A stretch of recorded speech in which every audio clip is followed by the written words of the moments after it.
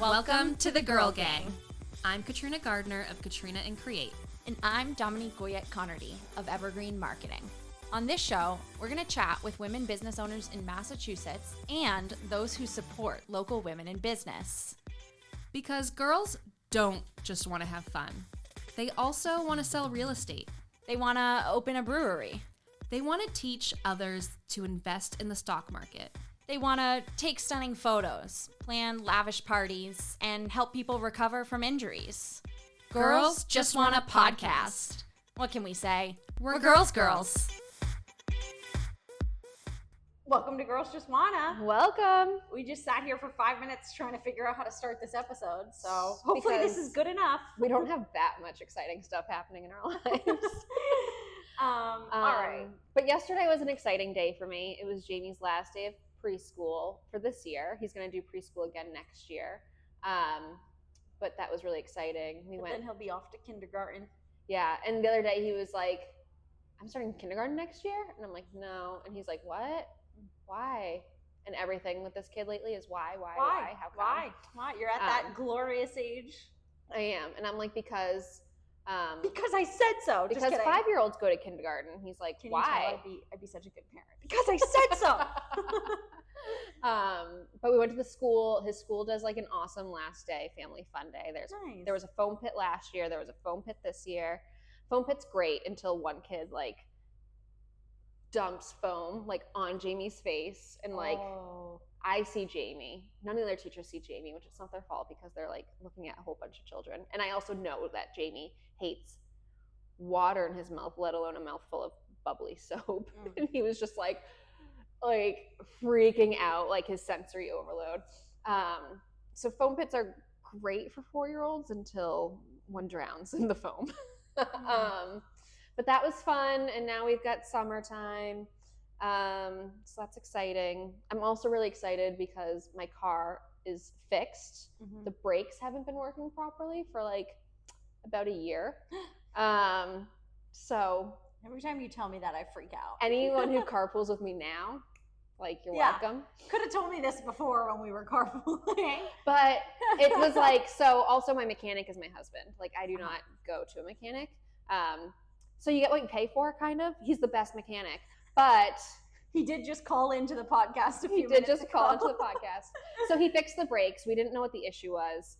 And they would work if you were trying to brake regular. But if you had to slam your brakes, if there's like a backup on 290, questionable. So scary. I was always just like looking for my exit route. Like, okay, if there's like a pile up there, like where can I veer my car off as I slow to a stop? So that's not happening anymore. But now somehow the like rollback assist has been deactivated in my car. So like it kind of acts like a standard car where if you're braked on a hill and then you go let your foot off the brake, your car just like rolls back. Oops.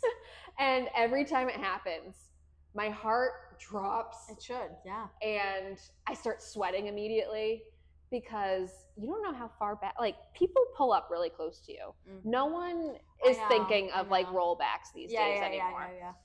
No, exactly. So yeah, that happened today, getting off of 290. I was like stopped on the ramp, the Route 9 ramp off of 290, and it's just like the slightest hill. And there was this like huge truck behind me, and I'm like, sir, you should have left me more room because I'm going to roll back into you. Right, yeah. But it's okay. Scary. But all right, so if Katrina's not on the next episode, you know why. I was thinking a new bumper sticker. I have one bumper sticker that says, don't look at me while I parallel park. And now I just need another one next to it saying this car will roll back.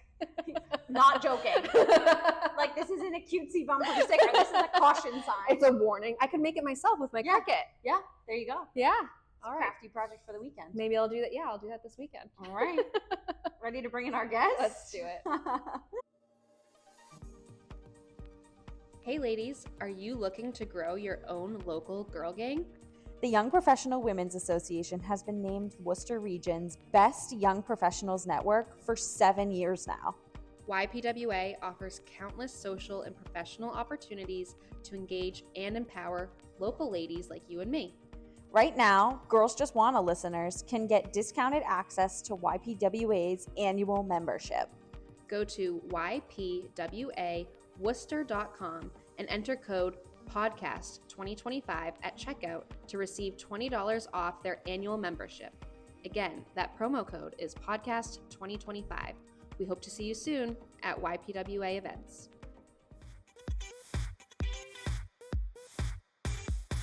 Welcome to Girls Just Wanna. Good friend Lauren Howe of empHowered PR. So excited. So happy to make this happen. I mean, I'm gonna be honest with you. Felt like you were dodging us for a minute. Oh my gosh. We only rescheduled like 3 times. Oh my gosh. I know. It was just the timing was just getting so bad, and then illness. I mean, it was like illness upon illness. Yeah. So, Can't catch a break.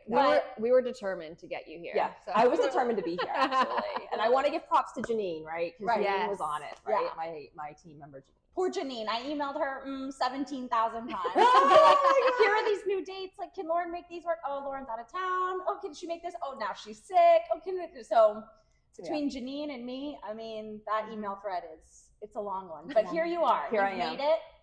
We're here. We're on here. Girls Just We're Wanna. here. I'm so excited. Good. Yeah. Thanks I'm for so being excited. here. Thank you for having me. Thank you for having me. Absolutely. All right. So start us off with what is empHowered PR? Yeah, so we're a public relations firm, and we focus on giving brands their voice, right? Mm-hmm. So really getting into what is the nuts and bolts of what you do, who you do it with, why you do it. And what I love to learn most of all is how does what you do and who you work with and the people who work for you, how do they make the world a better place, right? I love that. And one of the main sort of points of my business plan when I started my business was I wanted my work to be life-giving and not life-taking.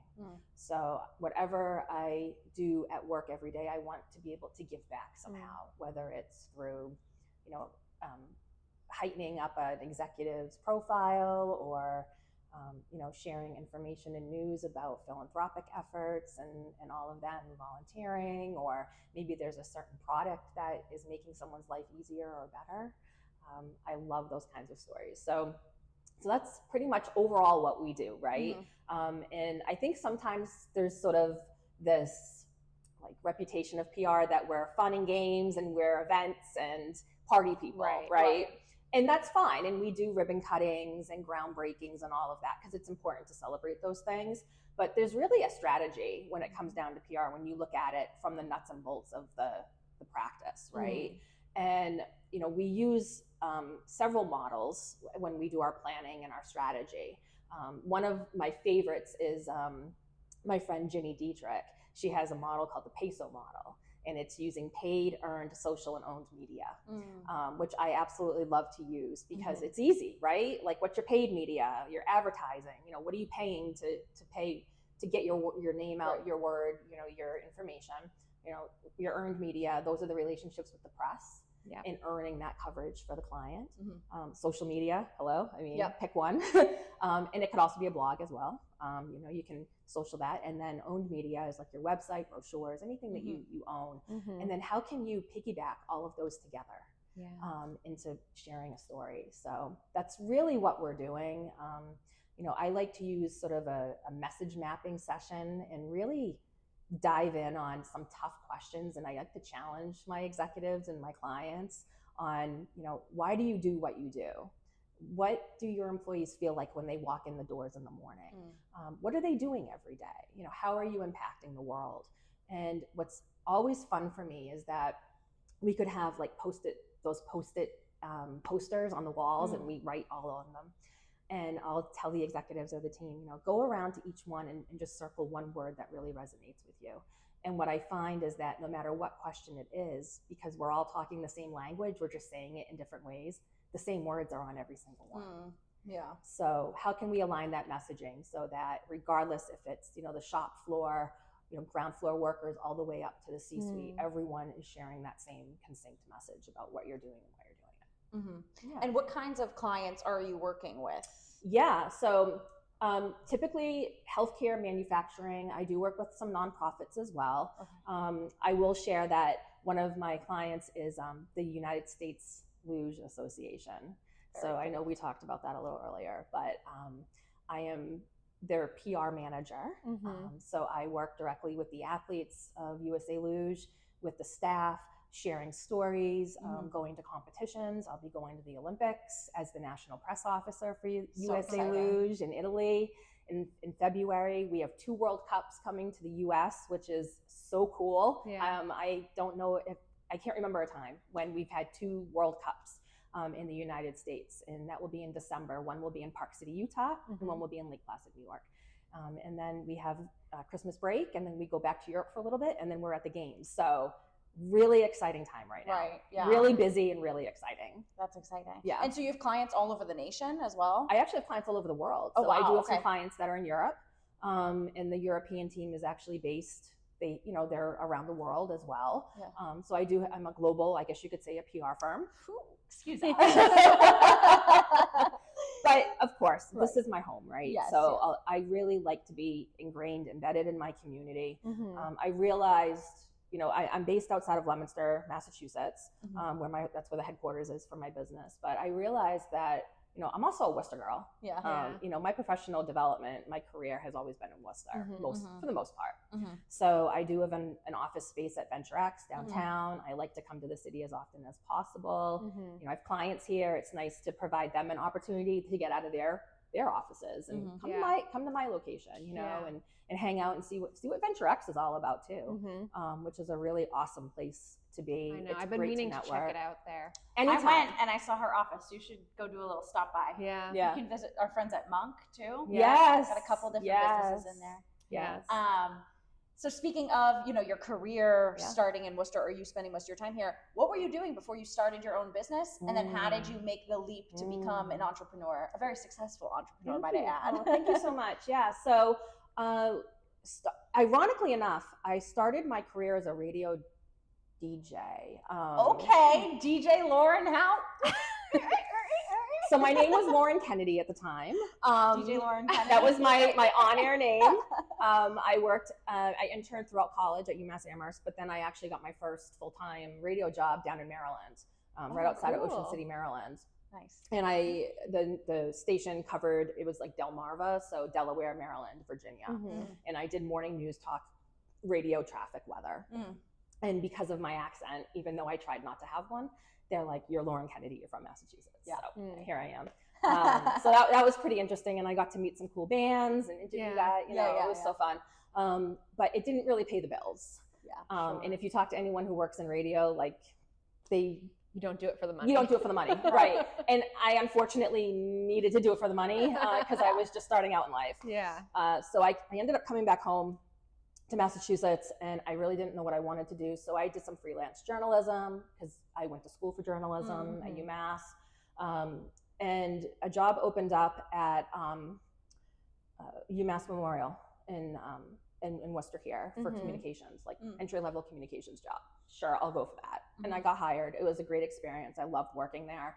I was then recruited into Brigham and Women's Hospital in Boston, and I did public affairs and PR there, internal communications, so like the employee newsletter, but also responding to media requests and all of that, and sourcing stories for pitching and stuff. And then I had my daughter, so commuting back and forth from Leominster to Boston as a single mom was a little rough. Right. So I ended up coming back to Worcester, and I worked at Fallon Health for a little bit, about almost 10 years actually. Went to grad school. I enrolled in grad school at that time at Regis College for communications, and then was recruited into a global PR agency right outside of Boston. And I worked in their healthcare division for some time. And then when I graduated, actually the day of my graduation, my hooding at Regis for graduate school, I got a job offer at Saint-Gobain here in Worcester. And I started in the abrasives business here, doing community relations and communications work, and then was promoted down, or I should say up. I say down because it was in Pennsylvania, but up in the organization for all of North America for Saint-Gobain. Right. So did philanthropy, community engagement, and crisis for them. And I was all soup to nuts with them. I was there for about 10 years. Yeah. And that was an awesome job. I had a wonderful team. Right. It was a wonderful company, but the travel was a lot. And my daughter was growing up. I had gotten divorced, and then I had met a new man and was getting married, and he's a police officer locally here in North Central, or he's in North Central Mass, near Leominster, and I'm like, I can't move, and I want to be home, I want to help my daughter, learn to drive a car, and, be there for those moments. And so I talked to my husband, it was like 2018, and I said, I'd like to sort of see about doing this entrepreneurship thing. Sure. I always wanted to do it. And so, we planned for it. And I decided that I was going to sell some real estate that I had bought when I was a single mom. I worked 3 jobs to buy the house that my daughter and I lived in. My then now husband and I bought a joint house together, and we decided we were going to sell this other house. And when that sale went through, that would give me the financial wherewithal to start a business, to put money away for my daughter's college, all of that. So in January of 2020, I quit my corporate job. I actually quit the day before my daughter's 16th birthday. Wow. So at her birthday party, I shared that I'm not going to travel anymore. Like, mom's going to be home. And she was just so thrilled. Yeah. She was really happy. And it was great. And so I, came and decided, I'm going to go off into the sunset with that. Yeah. And one of the things that I really wanted to do for myself was drive my passion, right? And I was in this career for 20 years, nonstop, working here, there, everywhere, going to grad school, doing the thing. And it's like, where are my people? Like, I love to bicycle. Cycling is like my thing. And I went to my local bike shop and I said, I don't have a job, but you're cool. The people that come here are cool. I want to turn wrenches on some bikes. I want to sell bikes. This is a nice place. This gives me joy. Will you hire me until I get my business up and running? And they're like, come on in. Yeah. So I started working at a bike shop part-time, and then it sort of went to full-time, and then they laid me off because of the pandemic. Right. So going back to that pandemic, I applied my LLC on March 9th of 2020. Oh, wow. And then days later. And on the 13th, the state shut down. Yeah. Wow. So for about 3 months, I could not get a bank account. I couldn't do, I was just stagnant because I didn't have the LLC. So I didn't have the tax ID, and I didn't have all these things that I needed in order to move forward. Yeah. So my bike shop was really like the saving grace in all of this. It enabled me, and that was the deal I made with my husband too. If I go off and do this, I will promise you that I will make enough at least each month to pay the mortgage. We'll make sure we have a roof over our head. And my bike shop was doing that. And I, didn't really think to kick off my business when I was ready to, frankly, because it just wasn't the right time.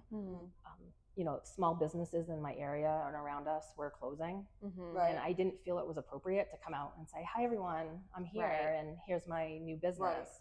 And what's ironic about that too is the timing, right, of when the world was shutting down and you were starting a PR firm is like when a lot of companies could have used a really skilled PR person to make all the announcements and all the, the news that they had to be making at that time. They could have really used a skilled communications professional like yourself. Yeah. I mean, it was really hard.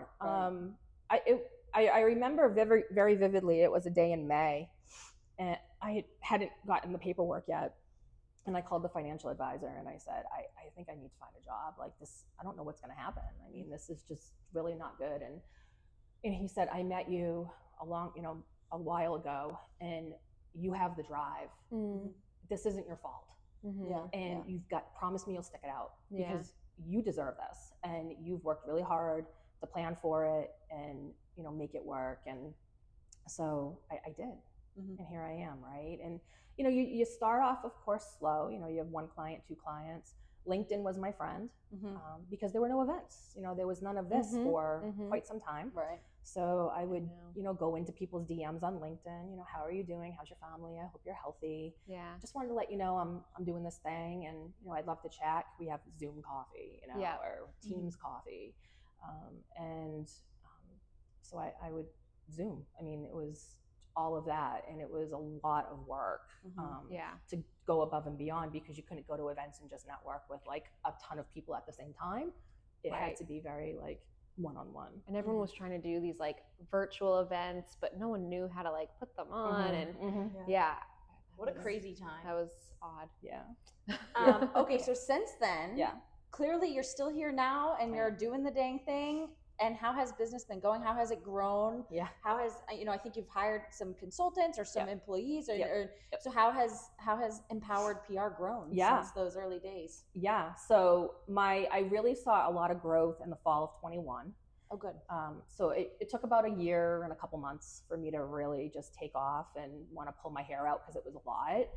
So that's when a colleague in my peer group said, well, you need a VA, you need a virtual assistant to help you because you're going to run yourself into the ground. And I hired Janine. She was my first consultant that I hired, as a VA, virtual assistant. And then as more clients came in, you only have so many hours in the day, right? Yeah. So I would, bring in a writer here and there and say, hey, could you help me with this press release? Could you help me get in on this communications plan? I have a message map to do, would you come in and help me with that? And then would you draft the map after? Because I don't really have time.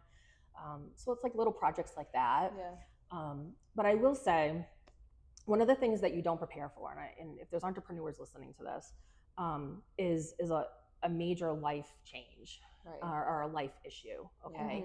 And, I'm very vocal about this. I was diagnosed with breast cancer last April and it came, of course it was a complete shock to everybody. Yeah. And it happened so quickly. From getting the call about the diagnosis to surgery and then the whole treatment plan, it was about a 9-10 month process. And during that time, what do? I have to heal myself. I have to take care of myself. And bringing in people to help you do that, you really, as an entrepreneur, need to make sure that you have enough financial wherewithal to not draw a paycheck for several months because you're going to be paying other people, right? And I am so beyond grateful for my team that came in.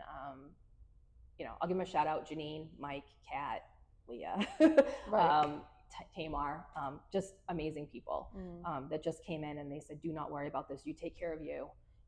And we've got it. And my clients loved them. And, I would jump on calls when I could, but my main priority was my health, right? And getting better. And today I'm fine. I'm healed.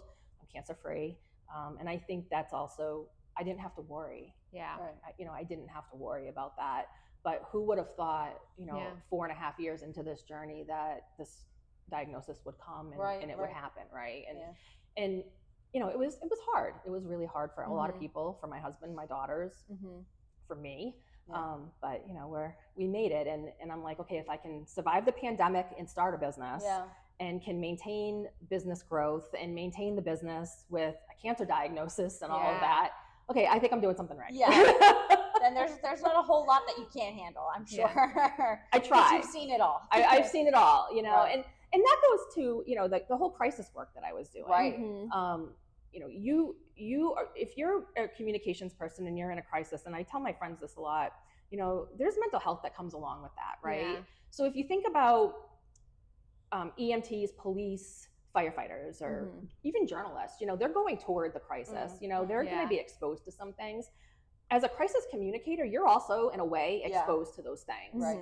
And one of the things that is interesting is that you're the one, as the communicator, helping the CEO or helping the HR or whoever that person is that's going to be the spokesperson for the issue and deal with the the employees and the families and provide comfort to those people, right? In a situation. But then what happens to the communicator? Right. Then who's there for you? Who's, You're there for them. Who's there for you? Right. And I think it's something that, as communicators, we need to start stepping up and saying, wait, I'm not okay. If I'm not okay, it's okay to say that. Right. And I really am starting to be very vocal about that and about mental health when it comes to this, because this is stressful work that, especially if you're in crisis, that you're doing. It is stressful. And I think that one of the things that can be helpful is, obviously not going through horrible health issues, but like putting things into perspective. Exactly. Where, yes, the work that you do is very hard and it's very important, but it's also work versus your life and your health and your family. Yeah, exactly. So, you know, it's just important though. But if you're not okay, it's okay to say you're not Yeah. okay. You know, it's important, and let's all just be kind. Yeah. You know, being kind. And so speaking of that, outside of, you know, what you do as a communicator and as a PR professional, you're very involved in the community, as you've alluded to. Yeah. So just off the top of my head, you started the PRSA Greater Worcester chapter, the Public Relations Society Of America. Of America. Oh my Yeah, gosh. Okay. yeah, PRSA. I got it. PRSA, yeah. Greater Worcester. You started that chapter Yep, yep. about almost 2 years ago now. Yeah, about that. Yep. And I know you were doing, is it the Community Leadership Initiative? Community Leadership Institute. Okay, Yep. and that's in North Central Mass. It is. Yes. And you mentioned you're doing the work with the U.S. Luge. Luge, Yep. and you also just recently did a project or launched an I initiative, Feel Your Breast. Yes. Tell us about that, because that I am very interested in hearing more about. It's very new to us. Okay. So Feel Your Breast, which I like to also call Feel Your Best. Yeah. Because the R and the A are sort of silent. If you look at the logo, they're different colors. Yeah. But it all ties into the breast cancer. So what I wasn't expecting when I had surgery was I could only lift my hands about this high for quite some time. And what that means is, regardless of, you know, not grabbing a cup out of the cupboard, you know, not being able to, you know, reach stuff out of the freezer, okay? But it also means I can't wash my hair. Yeah. And God love my husband. We tried over the sink, we tried back, and it just didn't really work. Yeah. And so I called my hairdresser. Can I give her a shout out? Samantha Russo at First Class Hair Design in Fitchburg, and I said, you know, I'm really struggling with my hair washing. Could I just come in? Could you just wash my hair? Like, I can't do it. Yeah. And absolutely. So, you know, my husband drove me in. We went, and she blew it out, and it was I felt like so good. I felt really good for the first time in a while. And this then continued every couple days. My husband would drive me to the salon, someone would wash my hair, blow it dry, and he'd pick me up, and then we'd go home. And so it gave me this idea, I can't be the only person dealing with this issue, right? Yeah. So I approached Sam, and I approached her co-owner, Katie Colkins, and I said, would you be willing to go in on a program where if a person is going through a cancer treatment and they're not able to raise their arms to wash their hair, would you provide free hair washes to them? Because they were free for me. And sure, we don't have a problem with that. Yeah. And what's also great is that they can also provide consultation for like chemotherapy. So if you're having thinning hair or if you're going to lose your hair, you know, they can help you through that from like a hair professional perspective, right? Or even refer you to like people for wigs and scars or whatever, right? So, so we said, great. So I had a relationship with Positively for Pink, which is here in Worcester. And that's a wonderful program, provides therapy dogs for breast cancer patients, as well as financial assistance. So you don't have to worry about your mortgage and your utilities when you're undergoing treatment, right? They're there and they're going to help you do that. So I reached out to them and I said, I'm not starting a nonprofit because I just don't want to, it's not really that, you know, it's not a money thing. It's just a kindness, you know, thing. And they said, yeah, absolutely. We'll support your program. So, in partnership with Positively for Pink and First Class Hair Design, and as part of my Community Leadership Institute community project, this was born, this program was born called Feel Your Best or Feel Your Breast.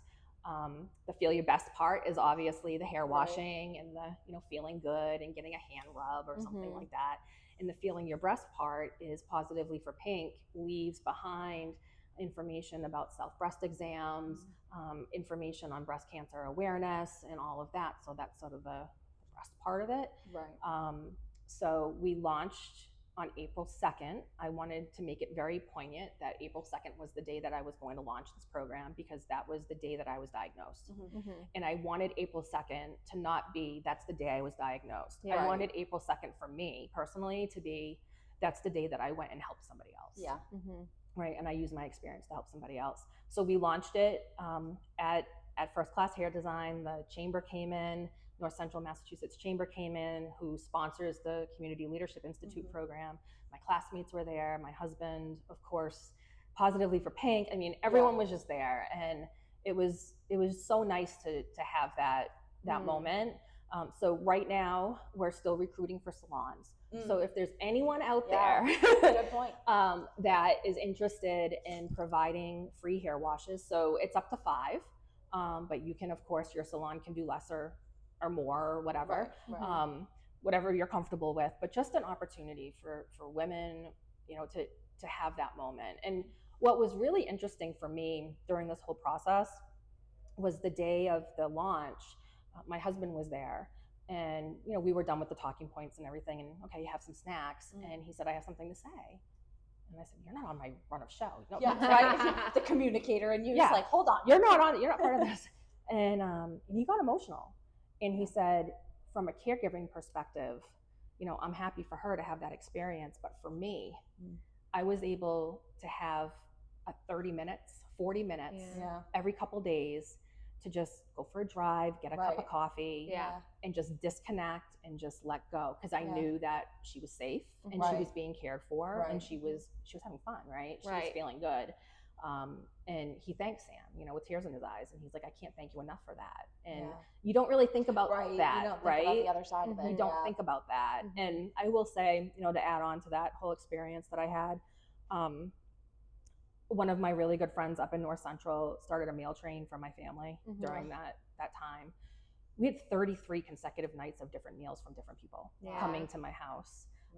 And on Mother's Day, which was the first weekend after my surgery, this woman came into my house, and I recognized her, but I couldn't place, you know, like you recognize, but you can't place. And she had this laundry basket, and she put out this beautiful place setting on my dining room table, and this wonderful British food, English food. And I just was so grateful. And she, ironically, I had met her networking for 90 minutes over lunch at Via a year or two earlier. Wow.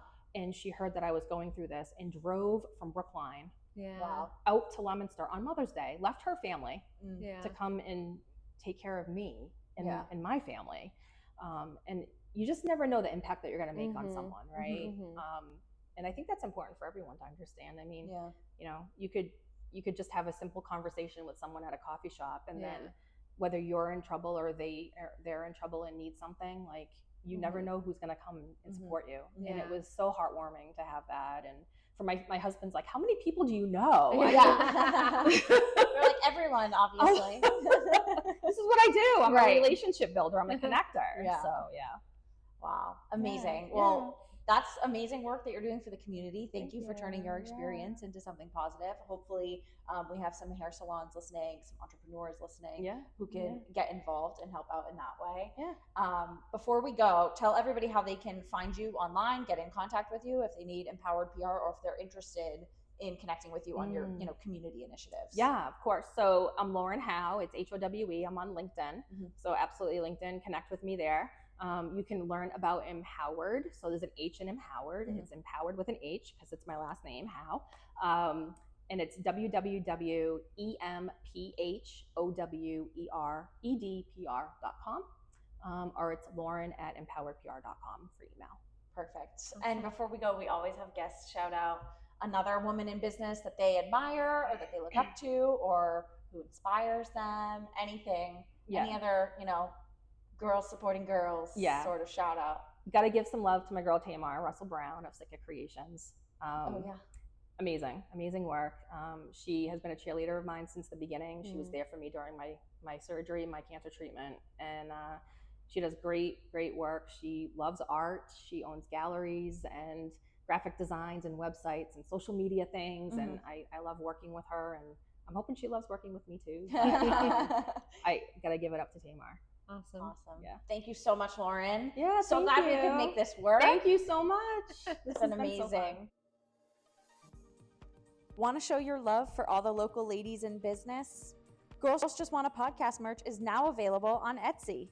From stickers to mugs and hats to tumblers, you can rep your favorite gal gang wherever you go. Your purchase helps us continue to rent studio space, upgrade our recording equipment, and pay for editing software. Find Girls Just Wanna merch on Katrina and Create's Etsy shop. Link is in the show notes.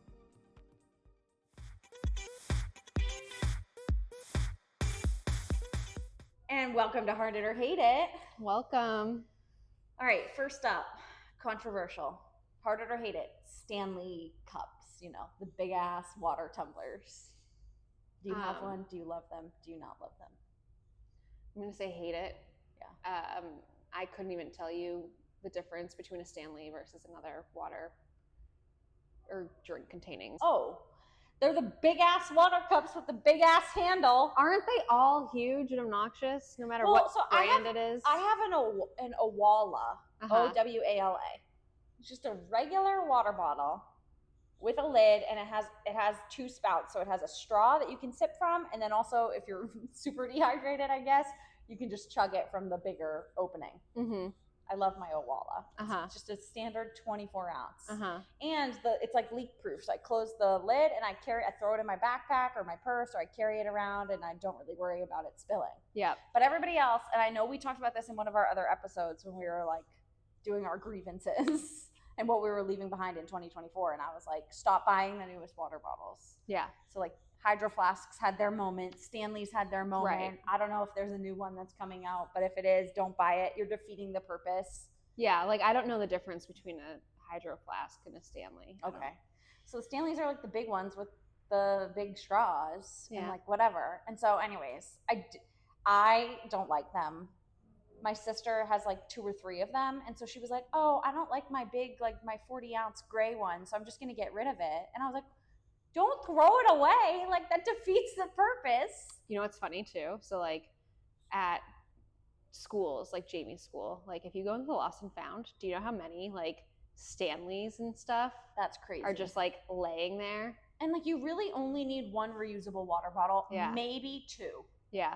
Right? If you're going to put one in the dishwasher and that inconveniently you need to leave and you need your other one. So it is funny that you bring this up, because yesterday I was at Target with Jamie and I almost got influenced, and it wasn't Stanley. It was like, we were in the toy section and there was like Mario themed cups, and I'm pretty sure it was a Stanley knockoff because it was giant and it was pink and it had a little Princess Peach crown, and I'm like, I love Princess Peach, that's my girl, like this is so cute. But then you were like, wait, I don't drink water, so no, I've been trying to drink water. And the voice memo you sent me the other day, she was like, sorry, I'm drinking water. No, I'm drinking out of pint glasses because I don't have enough like water bottles, and then my cat, so I need a lid. Oh yeah. So I was like, oh my God, this is so cute. I'm like, Jamie, I'm going to get this. And he was like, yeah, and I'm going to get the Mario one. And I'm like, all right, this was a $25 like impulse purchase that Jamie wants to become a $50 impulse purchase because he wants one too. And it's like, 4-year-old does not need. No. So then I was like, okay, we're not getting them. That's the thing. They're massive. So that's why I'm going to go hate it, because I like my Owala. And then my sister gave me her, you know, the gray one. Yeah, her Stanley that she was going to throw away, that I was like, don't throw it away. Yeah. So she's like, fine, you can have it. And I was like, I don't even really like a Stanley. But so I took it. So now my plan is to drink out of that one from home and to use my Owala on the go and at the gym. But like the Stanley is so annoying. It's like 40 ounces of water. And I drink a lot of water every day, but it's like you only refill this one like twice. Yeah. So it takes forever. And it's so big. And because I like the one where I can close the lid and just throw it in my bag, I can't do that with the Stanley. It can spill. Right. It's so heavy. Right. It's ridiculous. I'm sticking with my hate it, but I might be in possession of a knockoff pretty soon that looks like Princess Peach. Yeah, hate it. All right, okay. What do you got? Mine is harder or hate it. Aura rings. Hate it. Why? I have been thinking a lot lately about this. And we already know this. Factually, we know that the wellness industry is a lot of major scams. It's like one of the biggest money makers. Yep. In, you know, consumer America. I'm just like, you don't need to know all that stuff. Like, you don't need to have a like thing that measures all your stuff that's going. Like, it's like you're becoming obsessive, right? And it's the same thing, but you could say the same thing, right? Like about all this other trendy stuff that I see on TikTok, which I think I've mentioned in some recent episodes. Mouth tape, mushroom coffee, lymphatic drainage, rolling your whatever the heck. It's like, chill. So we have survived with modern medicine and good diet and exercise, and I don't think we need to be taking everything to the next level, because I don't even think most of that stuff is legit or works. as we also know, I'm very easily influenced. Sure.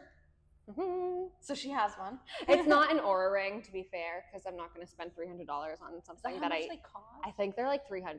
So this was off of Amazon for like $60. And I basically just really enjoy looking at my sleep patterns. And I used to do that with my Apple Watch.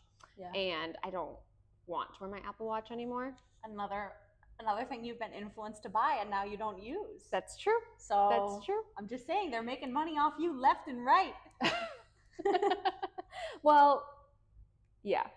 But yeah, I don't check it that often, but I do like to see how much I sleep. Like last night, I slept for 10 hours. That's awesome. What else does it track? Nice. It tracks your oxygen levels. Which, like, you could go the rest of your life without needing to know what your oxygen levels It tracks are. your heartbeat and your blood pressure. And those are like, and your steps. That's it. So Okay, I'm going hate it. Okay. I also don't think that they're like very glamorous. No.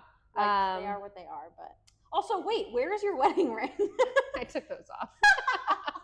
So Trouble in Paradise, Katrina. I'm kidding. Again, I bought it impulsively and it was from Amazon, and the only size that was available on Prime was this size. And I was kind of like debating. They were like, all right, we recommend you size up one. Yeah. And I was like, well, I'm not really sure what my ring size is. So this is sized up one for my wedding ring. But I was planning on wearing it on this ring finger, but this ring finger is fatter than this ring finger. Really? So yeah. Like a noticeable difference? Oh, I wonder if mine Noticeable. are all the same. I can't get that on all the way. So That's crazy. I think it's because I've been wearing my wedding rings for so long. It's like stunted the growth. That's crazy.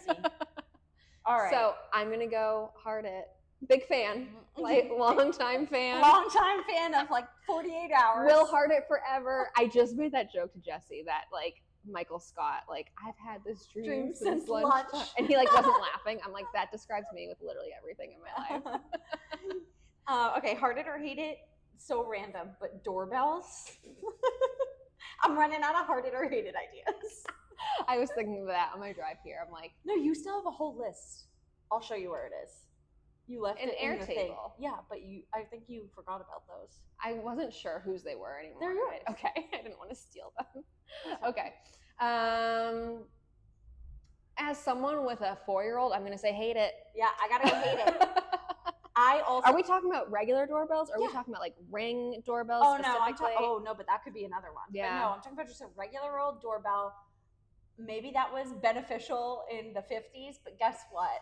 Don't come to my door. I don't want a visitor. So like the other day, do not ring my doorbell. One of the Spectrum customer service people came to sell me internet, which I was like, I already have your internet. And then they've done this like 4 times since I've lived there. They're like, oh, I have the wrong address. Yeah. Oh, what apartment number is this? And then I always have to direct them to the other apartment they're looking for. But A, don't come to my door. Don't try to talk to me. I don't want visitors. And also, every time someone knocks at my door or rings my doorbell, it freaks the cats out and they go hide under the bed. And I'm like, you people are not as important to me as my precious little babies. Can I tell you, I had some of those, like, I think it was Verizon, probably because we have Spectrum right now, so Verizon was trying to come by, rang my doorbell, and sometimes my neighbor rings my doorbell, and she's older, so, like, I get it. And I'll answer the door if I'm like, oh, it's my neighbor, like, let me answer it. And so I like took a little peek-see and I saw that it was these like Verizon guys, and Jamie is like, oh, who's that? Opens the windows, like jumps up onto like our bay window to like look out. And so like our window's on the 2nd floor because it's like a townhouse style apartment. And I'm like, Jamie, get down, don't. And he's like so confused because he gets so excited about like, who's here? Is it my friends? You're Is it just my like, cousin? I was planning on acting like we weren't home, so. And I'm like, Jamie, turn the TV off, turn off the lights. Like, we don't want them to know that we're here. So that was very confusing for him. Yeah. But he has also now learned to ring the doorbell himself. And he likes to play trick or treat all year long. So the little cousins come over. They're all ringing the doorbell. Yeah, hate it. All right, what's the last one? the last one is Heard It or Hate It, meal delivery services like HelloFresh or whatever the other ones are. I've never had the luxury of buying them for myself. I did date a guy once who again, just an individual man who lived in this apartment and got meal delivery service. So I was treated to a couple of HelloFresh meals and they were decent, but also I was like, I just can't justify the cost to myself. But oh, they're so good. Are they? What do you got going on? So I do it on and off. Like I've gone through phases. I've never done it like weekly. That's like the go-to. It's like, it's a meal delivery thing that you have come to your house weekly. And I used to be like, I'll just skip every other week to make it more affordable. And then I re-signed up for it a couple months ago, and I'm like, I'm just doing it once a month. I'm like, that's it. This is my little like treat for the month. Oh yeah.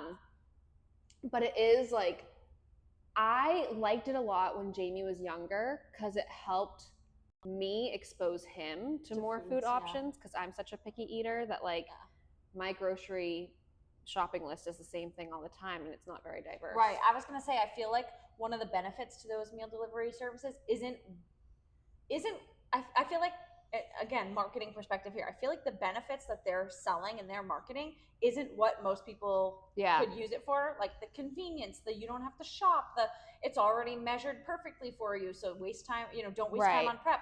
It's recipe discovery and like a more diverse I'll get this like pasta thing and I'm like, this sounds amazing. It's this like creamy sauce, pasta, bacon with zucchini. I never would have bought it with zucchini. Right. I never would have tried it, but like it came with a zucchini, so I'll chop it up and put it in there. And I think that's a benefit to it, is like now you're like, oh, I could recreate this. I could buy all these ingredients at the store. I just never would have thought to do that.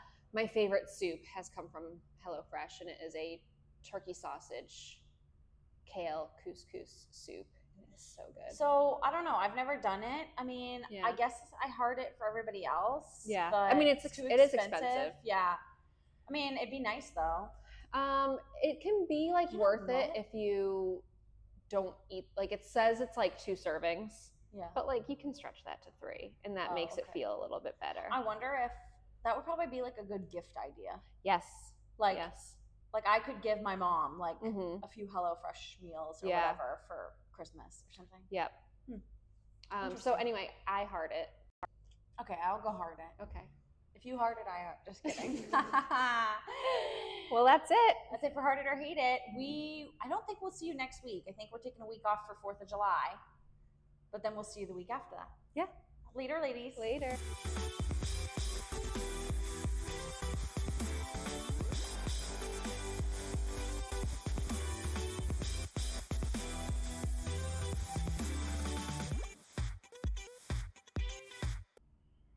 Podcast people.